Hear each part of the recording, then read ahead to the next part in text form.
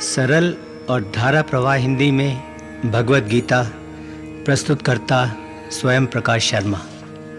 भगवत गीता हिंदुओं के महाकाव्य महाभारत का एक महत्वपूर्ण और अभिन्न अंग है। गीता का उपदेश महाभारत के भीष्म पर्व का हिस्सा है। गीता में 18 अध्याय और 700 श्लोक हैं। गीता की पृष्ठभूमि पांडवों और कौरवों के बीच अधिकार और राज्य की लड़ाई है। धृतराष्ट्र के बड़े पुत्र दुर्योधन ने पांडवों को उनके अधिकार वाला राज्य उन्हें वापस लौटाने से मना कर दिया। पांडवों ने अपना राज्य पाने के लिए बहुत कोशिशें की, कई शांतिपूर्ण प्रयास किए। भगवान श्री कृष्ण को भी कौरवों के पास अपना दूत बनाकर भेजा, लेकिन दुर्योधन फिर भी नहीं माना। अपना राज्य और अधिकार पाने के पांडवों के सभी शांतिपूर्ण प्रयास विफल हुए। तब उनके पास एक ही रास्ता बचा था, वह था युद्ध करना। अतः आखिरकार पांडवों ने अपना अधिकार पाने के लिए कौरवों के साथ युद्ध लड़ने का निश्चय किया। कुरुक्षेत्र के मैदान में दोनों पांडव और कौरव सेनाएं युद्ध के लिए इकट्ठी हुई। पांडव सेना का प्रमुख योद्धा अर्जुन था, जो उस समय का सबसे श्रेष्ठ धनुर्धर भी था। सबको विश्वास था कि अर्जुन ही वह युद्ध पांडवों को जितवा सकता था। इस युद्ध में भगवान श्री कृष्ण स्वयं अर्जुन के सारथी बने। लेकिन जब युद्ध शुरू होने वाला था, तब अर्जुन अपने पितामह, गुरुजन, सगे संबंधी, मित्र तथा अन्य इष्ट बंधुओं को कौरव सेना में अपने सामने खड़ा देख उन्हें उस युद्ध में मारने के विचार से विचलित हो गया। मोह के कारण उसके मन में संदेह उत्पन्न हो गया और वह अपने कर्तव्य से डगमगा गया। उसने वह युद्ध लड़ने से इनकार कर दिया और हताश, विषादग्रस्त वह युद्ध के मैदान में शस्त्र छोड़ अपने रथ में बैठ गया। तब उस हताश और दुखी मन वाले अर्जुन को भगवान कृष्ण ने वहीं युद्ध के मैदान में ही दोनों सेनाओं के बीच गीता का उपदेश दिया। उन्होंने अर्जुन को आत्मा की अमरता, शरीर की नश्वरता, निष्काम कर्म, कर्तव्य, कर्मफल त्याग, योग, ब्रह्म, ज्ञान, अवतरण का सिद्धांत, भगवत भक्ति, स्वधर्म, त्याग, संन्यास, प्राकृतिक गुण, क्षेत्र और क्षेत्रज्ञ का ज्ञान, मन को वश में करने के उपाय, 3 गुण सत्व, रजस और तमस तथा इन तीनों गुणों की आपस में क्रियाओं का असर, आसुरी और दैवी स्वभाव, स्थित प्रज्ञ व्यक्ति, इच्छा, क्रोध और लोभ, इन तीनों पर नियंत्रण रखना, भव सागर से तरने के उपाय, परम गति इत्यादि के बारे में बताया। उन्होंने अपनी दिव्य विभूतियों का वर्णन किया, अर्जुन को अपना विराट रूप भी दिखाया और अंत में उसे अपनी शरण में लेने तथा उसे सब पापों से मुक्त करने का आश्वासन देकर अपना उपदेश पूर्ण किया। गीता का उपदेश सुनने से अर्जुन का विषाद, उसका ज्ञान, उसका सारा मोह और उसके सारे संदेह समाप्त हुए। उसकी कर्तव्य भावना फिर से जागृत हुई और वह निष्काम भाव से युद्ध लड़ने को तैयार हुआ। उसने वह धर्म युद्ध लड़ा, कौरवों को पराजित किया और अपने भाई युधिष्ठिर को उसका अधिकार उसे वापस दिलवाया। गीता हिंदुओं के जीवन में एक विशेष स्थान रखती है। वे इसे एक धर्म ग्रंथ ही नहीं, बल्कि वे गीता को सफल और संतुष्ट जीवन जीने के लिए एक सर्वश्रेष्ठ कुंजी मानते हैं। गीता में जहां अध्यात्म के साथ दर्शन शास्त्र है, वहीं इसमें मानव जीवन में उठने वाली हर समस्या का हल भी मिलता है। विश्व भर के महान आध्यात्मिक उपदेशों में से केवल गीता का ही एकमात्र ऐसा आध्यात्मिक उपदेश है जो युद्ध के मैदान में दिया गया है। गीता हमें बताती है कि युद्ध हमें अपने बाहर वाले शत्रुओं से नहीं लड़ना, बल्कि युद्ध हमें अपने अंदर वाले, अपने भीतरी शत्रुओं से भी लड़ना है। गीता जहां अपने कर्तव्य से डगमगाए वीर योद्धा में उसका कर्तव्य बोध फिर से जागृत करती है और उसके सारे संदेह और उसका सारा अज्ञान दूर करती है, वहीं गीता उसे जीवन, अध्यात्म और मुक्ति के सही मार्ग भी दिखाती है। जीवन में हमारे शत्रु बहुत हैं। वे न केवल हमारे बाहर चारों ओर हैं, वे अपने अंदर भी हैं, अपने मन में हैं। सही राह और मुक्ति के लिए इन सब पर विजय पाना गीता का मुख्य उद्देश्य है। गीता में मोक्ष प्राप्ति के लिए 4 मार्ग साफ साफ बताए हैं: ज्ञान का मार्ग, कर्म का मार्ग, ध्यान का मार्ग और भक्ति का मार्ग। हिंदू दर्शन में ये चारों मार्ग मुक्ति के मार्ग समझे जाते हैं। विश्व भर के धार्मिक उपदेशों में से शायद गीता का ही एकमात्र ऐसा उपदेश है जो हमें मुक्ति के मार्ग बताकर इनमें से किसी भी मार्ग को अपना मुक्ति का मार्ग चुनने की आजादी देता है। मैंने जो यह सरल और धारा प्रवाह हिंदी में गीता को प्रस्तुत करने का प्रयास किया है, उसका मूल आधार डॉक्टर सर्वपल्ली राधाकृष्णन द्वारा लिखी भगवत गीता है। आशा है कि मेरा यह प्रयास न केवल गीता को पढ़ने, सुनने और समझने में सहायक होगा, बल्कि इसे सही अर्थों में अपने अपने जीवन में उतारने में मदद देकर हम सब के जीवन में सुख, शांति और संतुष्टि लाएगा। ओम शांति शांति शांति ओम। पहला अध्याय। गीता का पहला अध्याय युद्ध क्षेत्र और अर्जुन की मनोस्थिति को दर्शाता है। व्यूह रचना में खड़ी पांडव और कौरव सेनाओं के प्रमुख योद्धाओं का दुर्योधन वर्णन करता है। दोनों तरफ से शंख बजते हैं। युद्ध आरंभ होने से पहले अर्जुन केशव से अपने रथ को दोनों सेनाओं के मध्य ले जाने को कहता है, ताकि वो देख सके कि उसे किन किन लोगों से युद्ध लड़ना है। वहां अपने पितामह, गुरुजन तथा अन्य सगे संबंधियों को अपने सामने खड़ा देख वह मोहग्रस्त हो जाता है। हताशा और विषाद के कारण वह युद्ध लड़ने से इनकार कर देता है और शस्त्र छोड़ अपने रथ में बैठ जाता है। अध्याय। धृतराष्ट्र संजय से पूछता है, हे संजय, जब मेरे और मेरे भाई पांडु के पुत्र युद्ध के लिए धर्म भूमि कुरुक्षेत्र में इकट्ठे हुए, तब उन्होंने क्या किया? संजय ने उत्तर दिया, महाराज, जब दुर्योधन ने पांडव सेना को व्यूह रचना में खड़ा देखा तो वह अपने आचार्य द्रोण के पास पहुंचा और बोला, आचार्य, पांडु के पुत्रों की विशाल सेना को देखिए, जिसे व्यूह आकार में आपके बुद्धिमान शिष्य और द्रुपद के पुत्र धृष्टद्युम्न ने रचा है।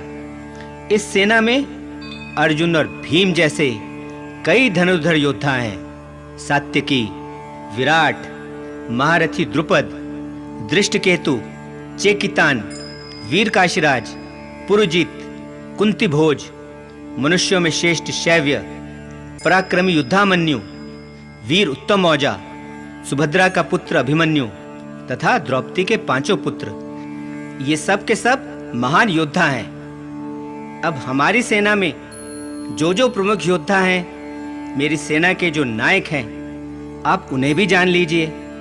आप स्वयं, पितामह भीष्म, कर्ण, आचार्य कृप, अश्वत्थामा, विकर्ण और सोमदत्त का पुत्र भूरिश्रवा, ये सब के सब हमें युद्ध जितवा सकते हैं। इनके अलावा और भी कई योद्धा हैं जो मेरे लिए अपनी जान तक देने को तैयार हैं। इन सब के पास तरह तरह के शस्त्र हैं और ये सब के सब युद्ध में प्रवीण हैं। ये सब के सब युद्ध विद्या अच्छी तरह जानते हैं। पितामह भीष्म हमारी अजय सेना की रक्षा कर रहे हैं और भीम पांडव सेना की रक्षा कर रहा है, जबकि हमारी यह सेना पांडवों की सेना से कहीं अधिक बड़ी है।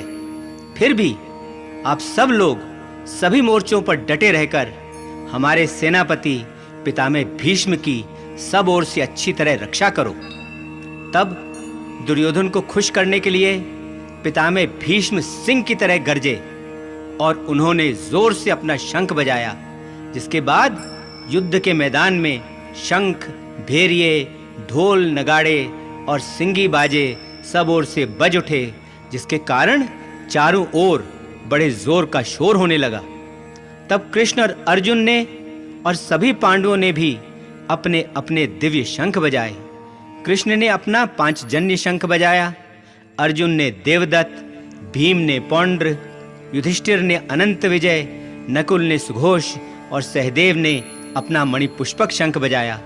काशीराज, शिखंडी, धृष्टद्युम्न, विराट, सात्यकी, द्रुपद, द्रौपदी के पुत्रों तथा अभिमन्यु, इन सब ने भी अपने अपने शंख बजाए। उन शंखों की भयानक आवाज ने सारी पृथ्वी और आकाश में गूंजते हुए आपके पुत्रों और उनके पक्ष के लोगों के दिल में डर पैदा कर दिया।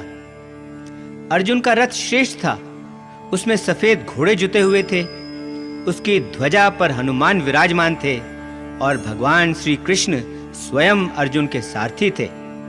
जब युद्ध शुरू होने वाला था और शस्त्र लगभग चलने शुरू होने वाले थे, तब अर्जुन ने कौरव सेना में धृतराष्ट्र के पुत्रों और संबंधियों को देख अपना धनुष उठाया और केशव से कहा, हे केशव, मेरे रथ को दोनों सेनाओं के बीच कौरव सेना के सामने खड़ा करो, ताकि मैं उन सब लोगों को देख सकूं जिनके साथ मुझे युद्ध लड़ना है। मैं उन सब लोगों को देखना चाहता हूं जो यहाँ युद्ध लड़ने के लिए आए हैं और जो इस युद्ध में दुष्ट बुद्धि वाले दुर्योधन का साथ देकर उसका भला करना चाहते हैं। अर्जुन के ऐसा कहने पर केशव ने उस श्रेष्ठ रथ को दोनों सेनाओं के बीच ले जाकर भीष्म, द्रोण और अन्य सभी राजाओं के सामने खड़ा कर दिया और अर्जुन से कहा, लो पार्थ, इन सब इकट्ठे खड़े कुरुओं को अच्छी तरह देख लो, इन सब के साथ तुम्हें युद्ध लड़ना है। और अर्जुन ने वहां क्या देखा? उसने देखा कि दोनों सेनाओं में उसके दादा, गुरु, मामा, भाई, पुत्र, पौत्र, मित्र, श्वशुर और अनेक शुभचिंतक भी खड़े हैं। जब अर्जुन ने इन सब बांधव बंधुओं को युद्ध के लिए अपने सामने तैयार खड़ा देखा तो वो भावुक और कमजोर हो गया और उसने उदास मन से कहा, हे केशव, युद्ध की इच्छा रखने वाले इन मित्रों और संबंधियों को देखकर मेरे अंग ढीले पड़ रहे हैं, मेरा मुंह सूख रहा है और मेरे रोंगटे खड़े हो रहे हैं। मेरा गांडीव धनुष भी मेरे हाथ से फिसल रहा है, मेरी सारी त्वचा जल रही है, मेरा मन चक्कर खा रहा है और मैं खड़ा भी नहीं रह पा रहा हूँ। मुझे तो लक्षण भी उल्टे दिख रहे हैं। मैं इस युद्ध में अपने ही सगे संबंधियों को मारने में कोई भलाई नहीं देख पा रहा हूँ। मुझे न विजय चाहिए, न राज्य, और न ही सुख चाहिए। हमें ऐसे राज्य से, ऐसे सुख भोग से, यहाँ तक कि हम जिंदा रहकर भी क्या करेंगे, क्योंकि जिन गुरु, दादा, मामा, पुत्र, पौत्र तथा अन्य संबंधियों के लिए हम राज्य, भोग और सुख चाहते हैं, वे सब तो अपने धन और प्राणों का मोह त्याग कर यहाँ युद्ध में मरने के लिए तैयार खड़े हैं। तीनों लोगों के राज्य के लिए भी मैं इन सबको मारने के लिए तैयार नहीं। फिर पृथ्वी के इस छोटे से राज्य के लिए तो बिल्कुल ही नहीं, चाहे ये सब मुझे ही क्यों न मार डालें। धृतराष्ट्र के इन पुत्रों को मारने से हमें क्या सुख, क्या लाभ मिल सकता है? इन दुष्ट लोगों को मारने से तो हमें पाप ही लगेगा। इसलिए अपने ही संबंधी धृतराष्ट्र के पुत्रों को मारना हमारे लिए उचित नहीं है। अपने ही इष्ट बंधुओं को मारकर हम कैसे सुखी हो सकते हैं? यह ठीक है कि इन सब लोगों के मन में लोभ लालच भरा है, जिसके कारण ये सब न तो परिवार का विनाश और न ही मित्रों से विद्रोह करने के पाप को देख पा रहे हैं। लेकिन हमें तो कुल के विनाश के कारण होने वाले दोष अच्छी तरह दिखाई दे रहे हैं। इसलिए हमें तो इस पाप से बचने की, इस पाप से दूर रहने की समझ होनी चाहिए।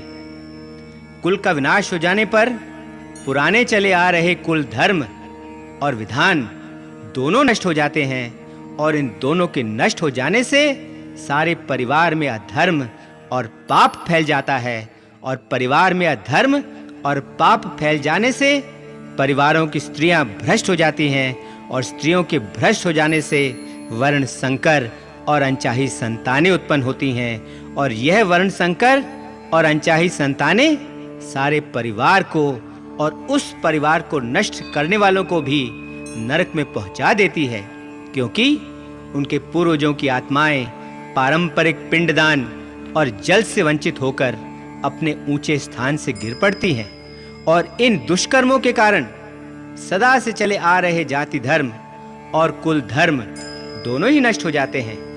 और गुरु परंपरा से हम यह भी सुनते आए हैं कि जिन लोगों के पारिवारिक धर्म और विधान नष्ट हो जाते हैं, उन्हें अवश्य ही अनिश्चित काल के लिए नरक में रहना पड़ता है। ओहो, हम तो यह बड़ा भारी पाप करने जा रहे हैं, यह अनर्थ करने को तैयार हैं, जो केवल राज्य का आनंद पाने के लोभ से अपने ही इष्ट बंधुओं को मारने के लिए तैयार हो गए।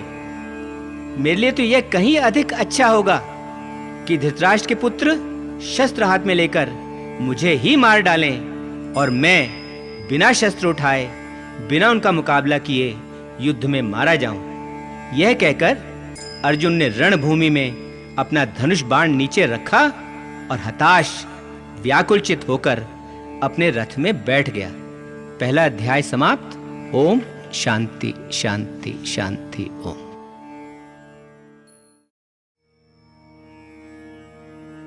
दूसरा अध्याय।